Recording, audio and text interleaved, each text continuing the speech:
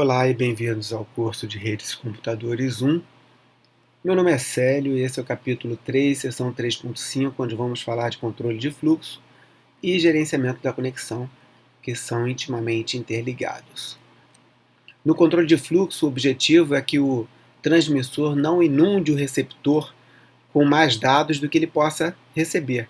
Então a gente tem dados chegando da rede e sendo colocados num buffer do receptor. Parte desse buffer é preenchido com os dados que estão chegando e parte está livre. Essa parte que está livre, esse número de bytes que está livre, vai ser informado naquele campo janela de recepção do campo de ACK, né, do segmento TCP, quando um receptor envia de volta o segmento de ACK para o transmissor. Bom, mas a gente tem então aqui pacotes chegando e a gente tem processos da aplicação, na verdade um processo da aplicação, né, que é uma conexão TCP, o processo associado a esse socket TCP, que lê desse buffer quando tem dados aqui. Agora, é possível que os dados cheguem da rede e sejam armazenados nesse buffer numa velocidade mais alta do que o processo da aplicação consegue retirar dados do buffer. E aí, com isso, esse buffer pode ir enchendo. E se ele encher completamente, o transmissor tem que parar de transmitir dados para que ele não tenha nenhum caso de overflow, de transbordo desse buffer, tá? E não tenha nenhuma perda de pacotes no buffer. Então, o controle de fluxo do TCP é determinístico. O receptor informa o espaço total que ele tem disponível e o transmissor nunca transmite e deixa em trânsito mais bytes do que o receptor possa receber. Então, mais bytes não reconhecidos do que o receptor possa receber. Então, no controle de fluxo, o remetente não estourará o buffer do destinatário, transmitindo muitos dados muito rapidamente. Então, isso é determinístico. O transmissor nunca vai estourar o buffer do receptor no TCP. Esse é um detalhe importante que diferencia o controle de fluxo do controle de congestionamento. Então, a gente está aqui falando de controle de fluxo e no controle de fluxo, de forma determinística, o transmissor nunca envia mais dados do que o receptor pode receber, né, do que cabe no buffer dele.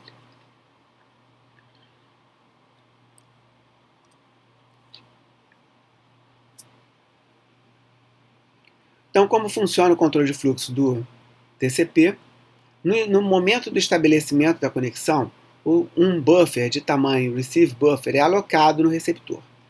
Esse valor ele é informado para o transmissor no campo janela de recepção. Então, a janela de recepção, que é a receive window, ela tem então a quantidade de buffer que não é utilizada. Então, só voltando lá naquele capítulo, naquela seção, né, onde a gente mostra o formato do pacote, esse campo daqui, ó, janela de recepção, ele inclui exatamente o número de bytes que o destinatário pode aceitar. Por quê? No início da conexão, né, no primeiro pacote que é enviado de um lado para o outro, ele já informa qual é o tamanho total do receive buffer. E aí, ao longo da conexão, conforme os dados chegam no receptor, o processo da aplicação vai lendo e novos pacotes de ACK são gerados, o receptor informa para o transmissor qual é o tamanho disponível no buffer, para que o transmissor nunca inunde o buffer do receptor. Okay? O destinatário então anuncia esse espaço de buffer no cabeçalho do segmento e o transmissor limita o número de bytes não reconhecidos, né, sem reconhecimento, a esse valor. Isso garante, de forma determinística, que o buffer do destinatário não vai estourar. Bom. No estabelecimento da conexão, algumas variáveis são inicializadas tanto do lado do transmissor quanto do lado do receptor, tanto do lado cliente quanto do lado servidor, né? Então é importante lembrar que o cliente e o servidor estabelecem uma conexão antes de começar a trocar segmentos de dados. O transmissor e o receptor inicializam seus números de sequência iniciais. E só uma observação que o número de sequência, como eu já disse, não inicia nem de 0 nem de 1, mas sim de um valor aleatório. Isso para evitar que a gente tenha segmentos de conexões antigas sendo confundidos com segmentos de conexões novas que possivelmente usam a mesma porta, tá? Usam o mesmo par de porta de IP de origem e destino, porta de origem e destino. Então, para evitar esse tipo de coisa, os números de sequência iniciam com valores aleatórios, mas que são informados no momento de troca dos pacotes de controle que estabelecem a conexão. São também alocados buffers de transmissão e recepção.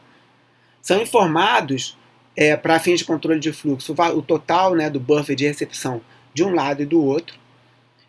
São alocados os sockets, né, no caso do receptor, ele já estava alocado, né, do cliente. No caso do servidor, o servidor fica esperando naquele socket de recepção, e quando um pedido de conexão é recebido, quando o pacote SYN é recebido, né, o pacote SYN é o pacote que tem o bit SYN setado, né, aí um novo socket é criado com aquele buffer, com o número de sequência, com tudo isso, né, e existe essa troca de mensagens que a gente chama de three-way handshake.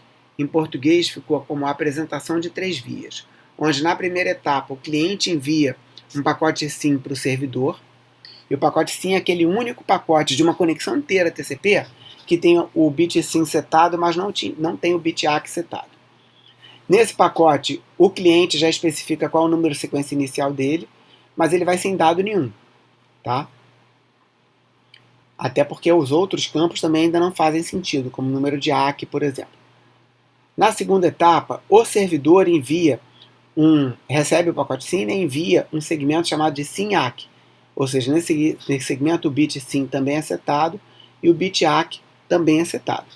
Aí aqui o servidor já alocou seus buffers de transmissão e recepção, especifica o número de sequência inicial dele para o cliente no campo número de sequência, também vai com 0 bytes, né, sem dados de volta do servidor para o cliente, e no campo janela de recepção ele já informa o tamanho do buffer.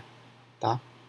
Na etapa 3, o cliente recebe o SYN-ACK e responde com o pacote de ACK, que agora esse pacote de ACK já pode conter dados, já tem então o número de sequência inicial dele, o número de ACK vai ter o número de sequência inicial do servidor, o campo janela de recepção já é informado aqui já desde o primeiro pacote SYN, né?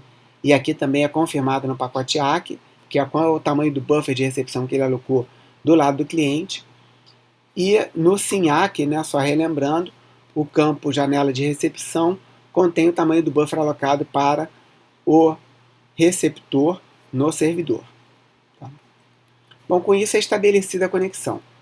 Para finalizar a conexão, é enviada então uma sequência de mensagens de finalização. FIN é aquela que tem o bit F setado lá dos flags do cabeçalho do segmento TCP, e respondidos com bits ACK, que podem conter dados, né? Aqui a ideia é que o bit ACK reconheça, então, o segmento com ACK reconheça o pacote de FIN, e ele também manda um FIN e recebe um ACK.